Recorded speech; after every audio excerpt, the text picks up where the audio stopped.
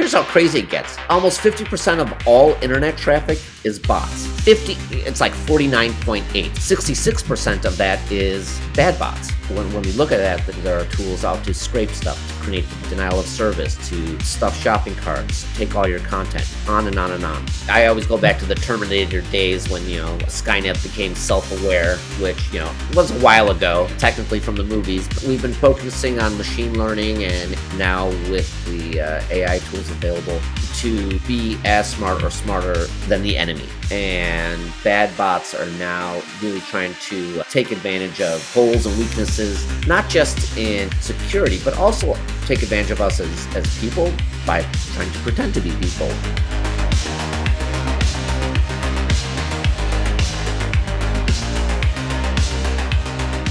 My guest is Robert Jacobi, Chief Experience Officer at Blackwall, formerly BotGuard. With over 15 years of experience running his own web agency, he became deeply involved in the open source community, starting with Joomla and later contributing to WordPress at Cloudways, playing a significant role in their success. Now he is responsible for connecting Blackwall's security message and solutions with partners, customers, investors, as well as the greater security, open source, and online industries. We are discussing his journey, the open source community, its impact on web hosting companies, the evolving landscape of security, and the future of the industry. Robert, thank you for joining, and you are my first guest in the second season. So thank you very much for opening it up. My pleasure, Konrad. Dzień dobry. Guten Tag. Guten Tag, yeah. Bonjour. So let's start with your story. I'm very curious about it, and especially that I must say that your face is one of the most recognizable faces in the entire industry. Maybe the mustache is helping, but I can imagine that you had to work your way up. So tell me, how did it happen? Wow. Well, and thank you very much. Yes, the mustache has helped. Of all the things that happened during COVID, the mustache magically appeared. And now that's almost honestly something I can't get rid of at this point. No, just leave it. It's perfect. Thank you. It's been a long journey. I started way back when the internet was still the new cool thing. Most people, I hope, don't think I'm that old, but it is the case.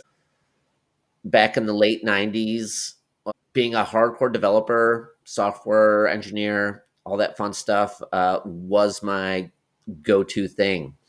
In 2000, started a web agency where we focused on a semi-open source tool programming language. We all know it as Java.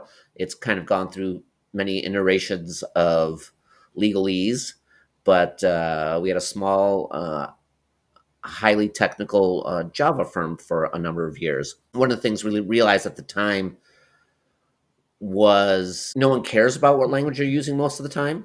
It's, what solutions are. We were young. We were like, yeah, we're super geeks. But, super geeks actually don't mean anything until you provide a solution and product and value to your end customers.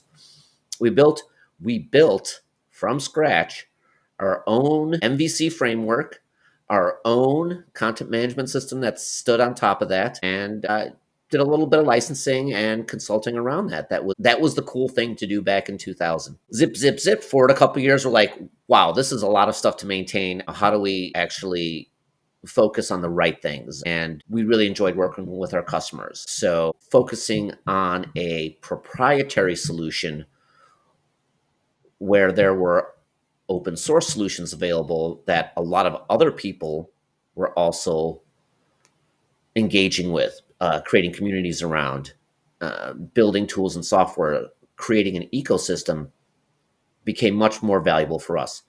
So at the time, sorry, WordPress universe, and again, early 2000s here, we went with Joomla. It was a product that we understood well technically, from actually technically Mambo, but quickly became Joomla. It had the MVC frameworks that we were used to developing with, and it had an ecosystem and sort of that rule of small agencies. If we get hit by, if the whole company gets hit by a bus, where do you go to next? That allowed us to actually work with very large firms and corporations, because even though they didn't understand open source as well as they do now, they liked the idea that they were not locked in, trapped with one specific vendor for the development, with one specific vendor for the actual product, and saying, listen, open source allows you to make choices. We think we're the best choice. We understand if you don't want that, but you're not going to be destroyed if, Adobe Flash disappears. So that just gave us a lot of momentum, and did that for about 15 years, until I honestly just got burnt out by being in the agency universe. And I've always had sort of a product fixation, and we were never able to do both. So I was able to, sell off the company. That was great. Very happy with that. Come on, 15 years was really enough to just move on, right? I think that's a solid, stage one career move. Good 15 years. Everyone left happy. Love it. I guess one of the things I should mention during that period is, because we were so involved with the Joomla community and Joomla space, I actually wound up becoming technically president of Open Source Matters, which is the holding company for Joomla. So I actually was able to run the Joomla project for a bit. And that taught me a lot more about the internals of what open source projects can do. We had been involved in other capacities for a while, but really having to deal with all the stakeholders, all the communities. It's there's a nice word, it's challenging. Sean. Yeah, but may I already ask about why did Joomla lose the battle with Scopus, if I can say it this way? It's interesting. I haven't looked at the data in a long time. Really, for a number of years. It became irrelevant, right? There's just very little people and companies that are using it. Yeah, globally, WordPress runs close to 50%. I'm just going to say 50% at this point. We can quibble about which level of 40 something percent, but it, for the most part, runs about half of the internet from a content perspective. Joomla for a long time had great advantages outside of the US. And it was, as a project, for the most part, led by folks outside of the US. And we focused on certainly some technical aspects that I found more compelling. And we led multilingual websites. And Joomla, because of that, was hugely popular outside of the US. US is just not known for being multilingual. It is what it is. I'll count myself as a strange exception, but that's just an accident of birth, I guess. Primarily, where Joomla was successful, much more successful than the US for sure, for many years, would be APAC, Africa, and so EMEA in general, and certainly in Europe. Most of the core team leads came out of Europe, and having a need to not just have Polish and English, Polish and German, German and English, and German and French, so that really propelled a lot of usage for Joomla in general, especially in governmental agencies as well. And some of them still completely rely on Joomla for that because of the ease of that. Now, because I like to ramble and I can keep going on and tangents and all that. Don't completely black out on me, Conrad. Yeah, no, it's fine. So there's still tons of agencies that are using, our governmental entities using Joomla just for that reason, even though it's a much smaller product by market share. Because, back to a long point earlier, the value is there. There are good teams, especially in Europe, for development. There is an ecosystem that supports new products, continually evolving long-term products, and it works. And so you look at what does the job best for me. Now, WordPress, and I'm sure we'll get into it, has insanely involved. And now we have AI in the mix. And do we really need a core content management system that supports multilingual? I would say yes, in general, because it's nice to have human edited content. But for most folks, AI might actually solve a lot of the translation issues. And we see that with even our browsers. Both Safari and Chrome support inline translations now. I don't know what kind of magic they use, but they do it. And is that a feature that's no longer as critical for most things? Anyway, so that's sort of the Joomla life, which lasted 15, 17 years. had the opportunity to join a startup that was supporting both Joomla and WordPress. And that company was called Perfect Dashboard, based out of Kraków in Poland. Oh yeah, I know. I've been there actually. You've been to Kraków, or you've been to the Perfect Dashboard headquarters? Yeah, I've been to their headquarters, studying with their CEO. But eventually they sold to WP Engine. So jumped on to the executive team and then helped us get acquired by WP Engine, which was fantastic. What we built there is still that baby that we created is still being iterated upon and is part of WP Engine's automatic update tooling. So that's nice to see that something that we were able to create is still being helpful. Wow, and that's been 6-7 years already. So that's fantastic. After that acquisition, it was kind of one of those moments like, okay, what do we do next? Let's futz around, figure stuff out, do some consulting, and then COVID hit. So that kind of blew up everything. Surprise, surprise.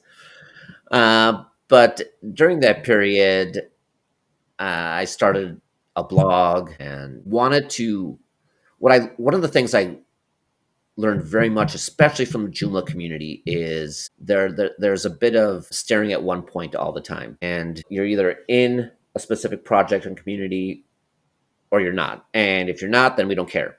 So one of the goals was during that period to help open source developers, engineers, agencies, ecosystems understand all the other pieces and parts that go into managing and making those solutions work. Everything from the technical side, but much more importantly from the business side. What kind of acquisitions are happening? Why are they happening? Third-party providers, whether they're plugin or extension providers, are being successful. Why are they successful?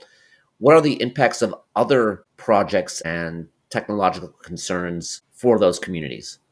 So if I was still writing that right now, there would be a ton of AI, of course. But back then it's like, well, what's Linux doing? What's MySQL/MariaDB doing? Making sure that you might work in this one thing, but there's a whole bunch of stuff going around, and that impacts your daily business. It impacts your ability to be successful with your customers and clients. Think of the hosting industry, which I know we'll get into later, but different hosts have different reasons what's going on. And if someone's acquired, if someone's sold, if someone closes down, how does that impact? And that doesn't matter 9 times out of 10 what content management system you're running, because your customers as an agency just want their site to work and not go down. And then that expanded to other tools and SaaS products and all those things. So talked about that for a little bit. And then my full entree into WordPress came about when I was hired to run the WordPress division for Cloudways. And so that was it just you got hired there as a consultant and then you took it over, or was that you? Nope. Full-time employment at Cloudways right off the bat. They saw me as an influencer in the space, and on top of that, the background experience of managing everything from an agency to startup and all of that, and wanted to elevate especially Cloudways brand and awareness in the Americas region, for lack of a better term. Cloudways was quite successful in Europe. It was based out of Pakistan, so that made it easier for them to connect. But this was really sort of a kickoff of the Americas. Hey, Cloudways is here. We support multiple cloud service providers. You can build once and deploy, many, and move around and all that. So it was a very compelling value proposition. And especially at that time, really different than a traditional siloed hosting company. So I thought that was a great opportunity, compelling and interesting from both a technical and business perspective. And 2 years later, the proof was in the pudding. We were acquired by DigitalOcean, one of our main cloud service providers. Oh, yeah, that was a big deal, right?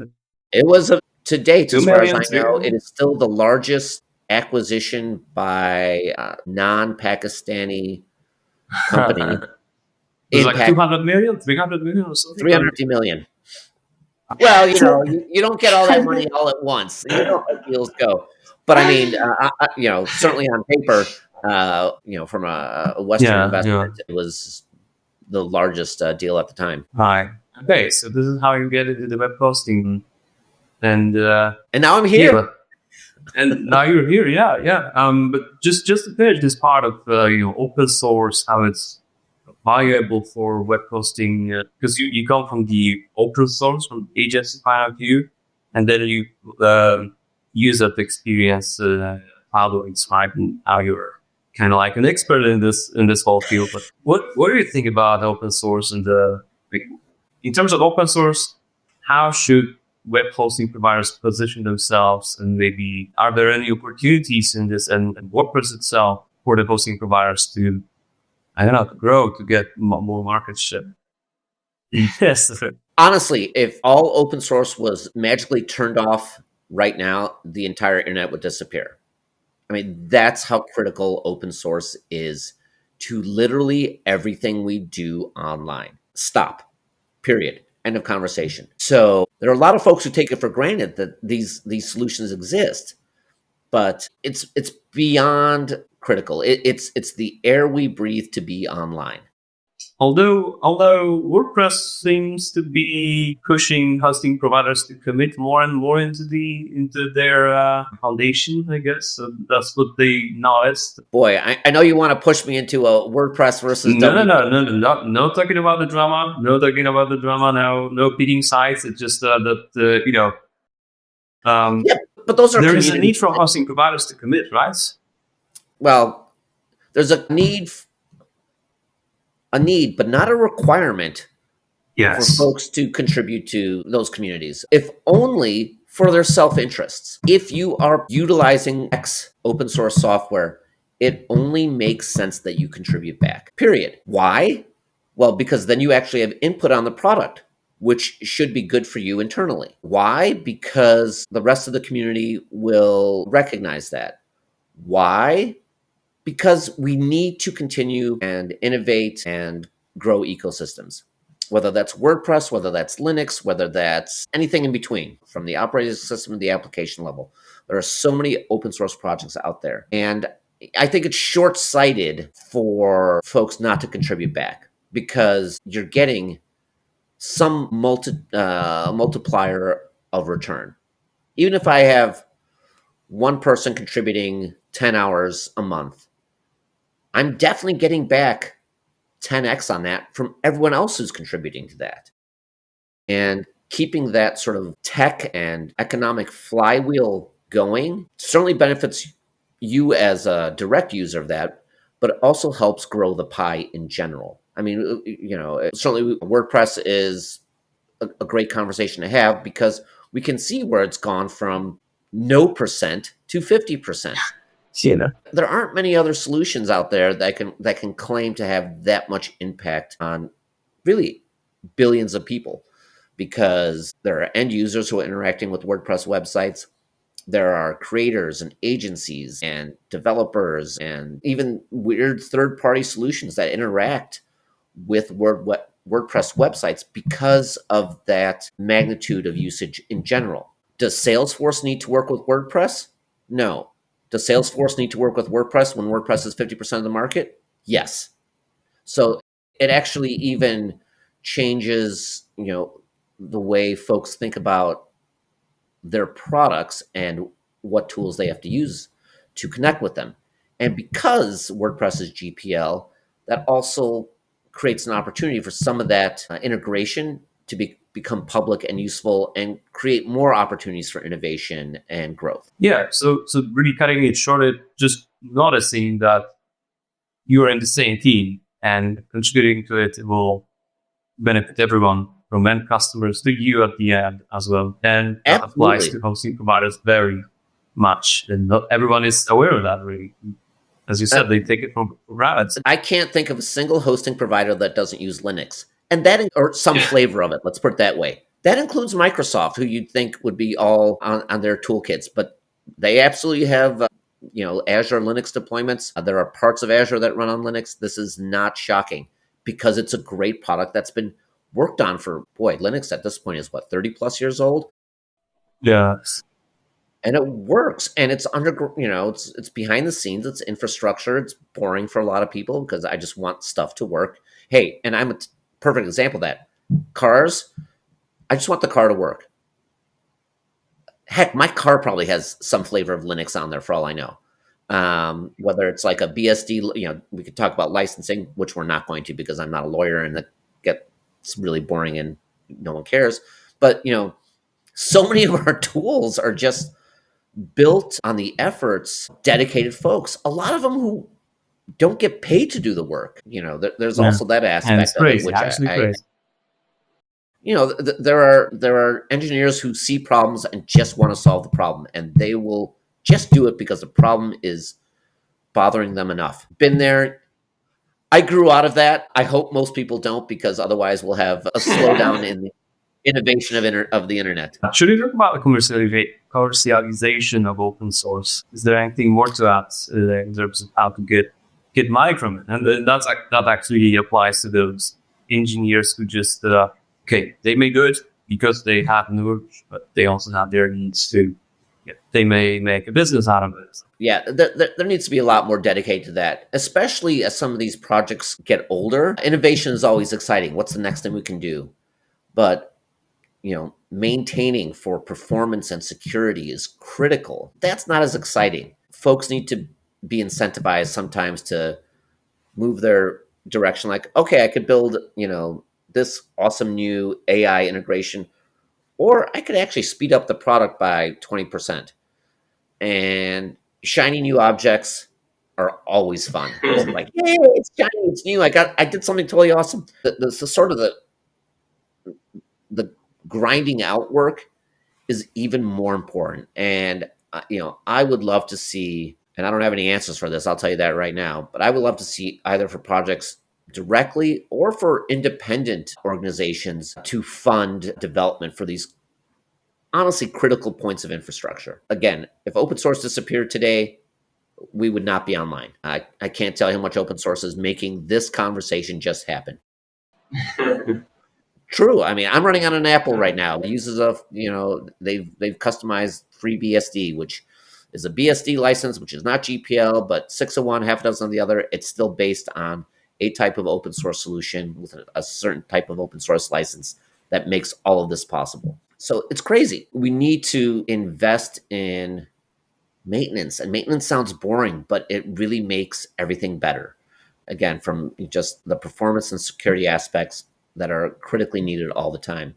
No one wants to be freaking out about 0-day patches all day long. I would like it to be so that there's a more proactive view of how we maintain our highways, our streets, our roads, our water and gas pipes, and all of that. And open source is, in my mind, equal to the electricity that comes to my home.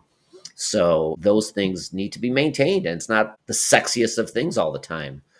So we need to be able to, across communities, across open source, figure out ways to make Support sure each other. Support, correct. Right, so let's just finish with the open source and the WordPress with Cloudways, because obviously you contributed greatly to their success in this place in the US, mostly, right? Your role was to promote them. That was a few years ago, but WordPress is still there, and for hosting providers who might listen to this, do you think there are still opportunities in this in WordPress community in general? Like, what can you do to shine and show yourself? Because offering just a WordPress hosting may not be enough, right? And I like the sort of the ask your mom conversation. Do you want a WordPress website? What's WordPress? Okay, wrong conversation. Do you want to sell your hand knit sweaters on the internet? Yes. So WordPress doesn't need to be a brand name to all the creators in the universe. And hosting companies are doing smart things to tackle that problem. What is the solution?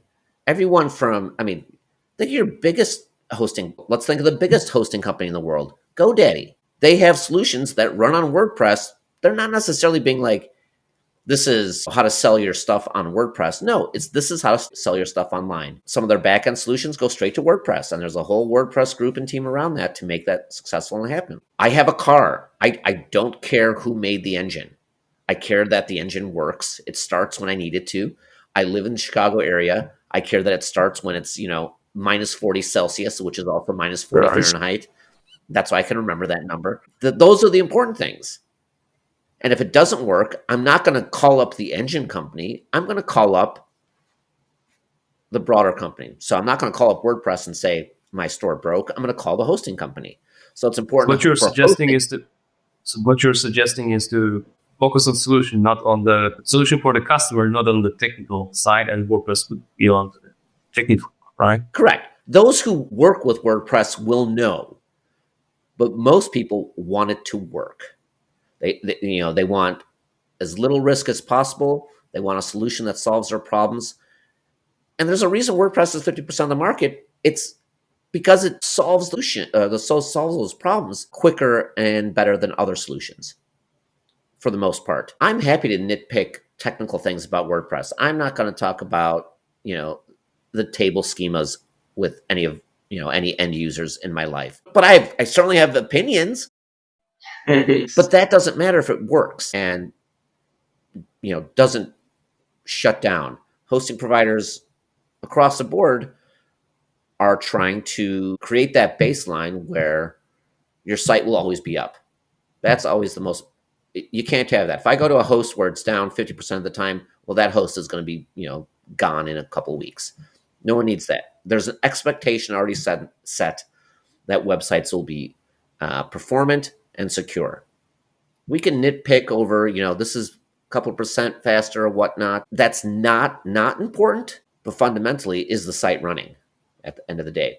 And how do you as a host make running that site easier for me, more valuable for me? Is some kind of payment processing somehow bundle into it? I mean, we look at things like Shopify that solved a very specific user problem. How do other hosts react to that? And we're seeing that. We're seeing hosts integrating payment processing into their solutions. I could see hosts integrating shipping partners into their solutions. Again, making it as easy as possible for certainly SMBs, small, medium-sized businesses, to be online and be successful online. Nice. Let's end with WordPress. Let's talk about so after Cloudways, BotGuard happened, or was it somewhere something? Again, acquired, had a little time off, and I'd known some of the team at BotGuard. They approached me actually at a WordCamp Europe in Athens, and we just started talking and exploring potential whatever. It really was. They're a relatively new company. We are a relatively new company, founded in 2019. But then, of course, there's COVID time, so just lop off 2 years for everything. But focused on mitigation, management, reporting, just to as one of the critical bits of traffic on the internet these days. Not BotGuard. It's now. Oh wait, I Blackwall. was going to lead up into it. You're gonna take all the fun away from me. Yeah. I'm like, in my head, I've got a plan. We have to transition already on the podcast, so there's the new branding pushed. Probably the name of the podcast will be Blackwall, formerly BotGuard, so people can connect the dots. In a couple of weeks, it will be more obvious. So yes, as we're talking, we're announcing a rebrand. But I kind of wanted to go through the history until I did the magic. There's a rabbit out of the hat. So we were talking about BotGuard. It's BotGuard. It's still BotGuard in 2023, right? It was 2023. Yeah, 2023. We're still BotGuard, and yes. Received a Series A of 12 million euro in investment, and really started going full steam in 2024. Again, focusing on a specific security issue that infrastructure providers needed to deal with, and we really are at the forefront of that when we talk about bots. Therefore, the BotGuard name and very specific type of management of a specific security problem. Although it's going, because of the name change, you are going to offer much broader solution, not just bots. As we've grown with investment and our mission to have a more secure infrastructure for the entire web, yes, we renamed as Blackwall. So Blackwall comes from cyberpunk. It's the AI intelligence that fights against the other AI intelligences in the universe. That's for those who don't know, in cyberpunk, because I'm a huge fan and I love this name. There's internet. There was some old internet, but AI actually got conscious, right? It got to the AGI level, so it became dangerous to people, and they created Blackwall to protect themselves against it. Because really, people then in the future will all have chips in their heads and things, and if the AI can connect to them, it would like probably kill 90% of all the people, I guess, that on this night. So they had to create Blackwall to protect themselves. That's not the context of the name, I guess. Yeah, Anyone who it really got is. this was brilliant. So yeah, so obviously it's a play on that. I always go back to the Terminator days when Skynet became self-aware, which was a while ago, technically from the movies. But we've been focusing on machine learning, and now with the AI tools available to be as smart or smarter than the enemy. And bad bots are now really trying to take advantage of holes and weaknesses, not just in security, but also take advantage of us as people by trying to pretend to be people. And it's critical for us to be able to identify the bad actors. And it's just not as easy as it used to be. So I like to say we're a leader in that space because we've been working on it already for the last 5 years in different iterations.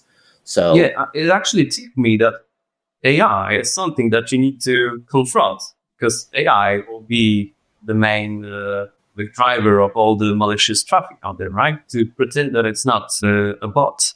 here's how crazy it gets. Almost 50% of all internet traffic is bots. It's like 49.8. So let's just make life easy. Almost 50% of all internet traffic is not done by humans. It is computers talking to computers.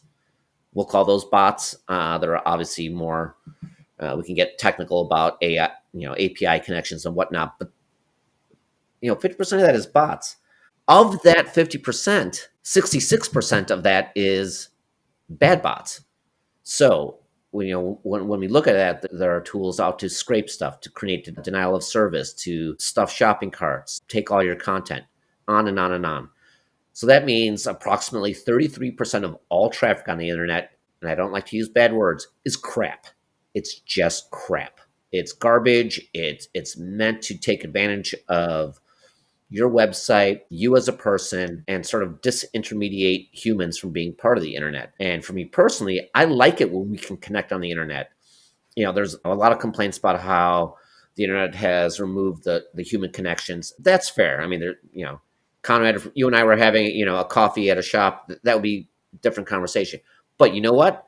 You're in Poland right now. I'm in Chicago right now. This is amazing. We couldn't have done this, 20 years ago. That's for sure. Certainly not as effectively. So that's a human to human connection. I believe that needs to be validated. It needs to be leveled up, and we need to get rid of the crap on the internet.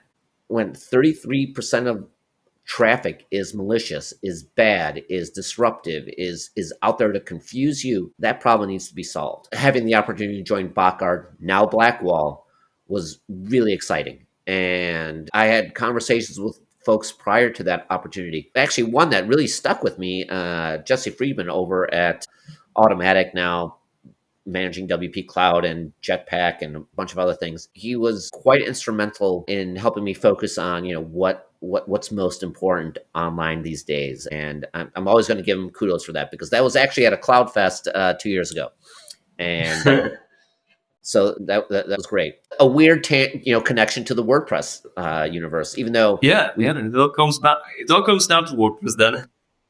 well, I mean, the community. I mean, but that's a community thing. Yeah. Those are the relationships that open source and communities can drive. We at Blackwall focus on a ton of just regular web infrastructure traffic. We're not a WordPress product per se, but given that 50% of of the internet's run on WordPress, it's obviously a key component of the traffic that we need to be aware of, monitor, and secure against. So, by the way, do you consider the open AI, as a bad bot or a good bot? As an example, of course, other than across all the. And it's a fantastic question. Really, it boils down to Do I want a OpenAI scraping my site? Some I people would may say, want that. Some yeah. people may not. So, OpenAI by default is agnostic. It doesn't care. It's just it's like Pac-Man just gobbling up everything it can. I think certainly content creators need to have a right to say and manage how that content is repurposed. Just because it's online doesn't mean it's a free for all. Doesn't mean that someone else can make money off of it without paying me back, so on and so forth. Let's go back, 500 years. Gutenberg, not WordPress Gutenberg and the printing press. It was easier to manage that content because you had it on a sheet of paper. And if you wanted to give it to someone, you would give it to them. Now it's everywhere, or you would sell to them. Let's put it that way, even more importantly. Now, how do you monetize and control that content when the printed word can be instantly spread around the world in nanoseconds, and no one should be a free rider off of that. Okay, BotGuard. Blackwall. Blackwall. Yeah, sorry. We'll be messing with the names, I I know, guess. having just done the rebrand and making it public, it's hard to get off that muscle memory of Yeah. Blackwall, not Blackward. Okay, so Blackwall. What's the value for the hosters to implement it, right? Because there's some implementation guide. It's not like you can just snap your fingers and it works, right? There's some effort needed. But why should I care about? Why should I be interested instead of using some other solutions?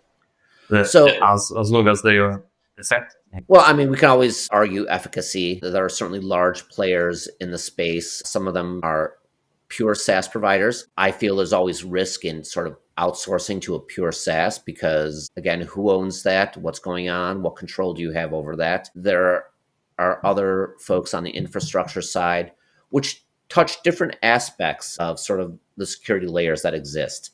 So, there's sort of a standard called the OSI stack. And there are points where different types of solutions are required in that stack. We feel that the best way to mitigate the most amount of garbage is at the top of the stack before it hits applications. On the infrastructure side, unlike a pure SaaS solution, we deploy locally. So as a hosting company, you're able to manage our solution within your network. That gives you a ton of control on how you monetize it, what kind of reporting you provide for your end users, and tweaking security on it, to the needs of your customers and providing that value. I'm going to go back 25 years to the lessons I learned about value. Value is more important than anything. With so many different types of hosting companies providing so many different types of solutions, their value propositions will be different. Utilizing one SaaS product across all these hosting companies makes no sense because then you don't have control over the real value you're providing internally by reducing customer support, reducing traffic to your actual infrastructure, so on and so forth, but also being able to customize and monetize in specific ways that help you be more valuable to your types of customers. Right. Other than the renaming Blackwall, there's also big news of getting 45 million euro investment round. What's the plan? How do you plan to spend all this money? is there anything that you can share at this point? Well, I mean, first of all, we're thrilled by the validation of what we've been doing since 2019. It just tells us that we're on, we feel we're on the right track, but it's great to be, validated financially to be able to continue to grow what our vision is. Led by Dawn Capital, our Series B of 45 million euro is fantastic. That allows us to continue investing in certainly all of our engineering resources, growing out infrastructure to support those engineering resources, maintain, iterate, and move what we feel is state of the art for infrastructure security, and of course allows us a little bit of extra, a few tiny euro to be able to brand and let people know. So obviously at CloudFest this year, we were able to really shine bright on Blackwall and our solutions, and sort of a re-coming out party from 6 years ago. Makes sense. Right. So I think I will ask you the final question. These are always trouble. And now it's not difficult, but really just your view on the web hosting market and how do you think the industry will change in the next couple of years? Like, what's your bet for the next, let's say, 2 years? What will happen in the industry, and what are the opportunities that may be explored and not everyone is noticing them? This is great because I actually had a conversation about this at WordCamp Asia this year. And it's fascinating how we see the big major hosting players, obviously, like, even so Automatic, GoDaddy, Hostinger, they're, of course, there's like Ionos and 1&1 and, all these sort of large, oh my gosh, how did I almost forget? World Host Group. That are making these acquisitions and rolling them up into their sort of large core product. What that does creates, honestly, a huge empty space. So it's like either you're working at the highest enterprise corporate level, providing hosting to everyone in the world, or nothing. There is a huge opportunity for niche hosts in the space. And we see that, and we see them growing very rapidly as well. I mean, you look at like a Rocket.net. They've gone from zero to hero in just a few years because they've focused on a specific product, a specific solution, and you just need enough, awareness. And a lot of it they've done really by word of mouth. It's an amazing story. We have mid-tier players. I'm just leaving it. Yeah, we have mid-tier players. Sorry if you're offended by being called mid-tier, but you're not GoDaddy. So, like DreamHost, InMotion, Liquid Web, which, if we're talking about 5 years out as a betting player, I don't think we'll be in that space. I think, being compressed on the cheaper pricing and solutions that the larger companies can provide. They're not all providing cheap solutions, mind me, but, there's sort of, these larger, the GoDaddies, Automatics, Newfolds, have a lot of economic control, so they can dictate stuff. And versus the smaller niche players, that mid-market will, I feel, either be acquired or just middle along. No pun intended. Look at A2 Hosting, really a huge star in the WordPress and hosting space for, my goodness, I think 20 years, plus or minus. I don't remember my math. Yeah. They were just acquired by World Host Group. So I think we'll see more of that in the next 5 years, and that mid-market space will disappear. So that'll be an opportunity for the new niche players to become relevant in that mid-market. And then as they roll up a whole bevy of other service providers, I mean, we can call them hosting service providers, but again, I think they'll focus much more on specific types of solutions for certain types of communities, certain product lines or whatnot. Right. That should be it. Thank you, Robert, for being my guest again. The first episode in the second season of the podcast. Great guest. My pleasure, Thomas.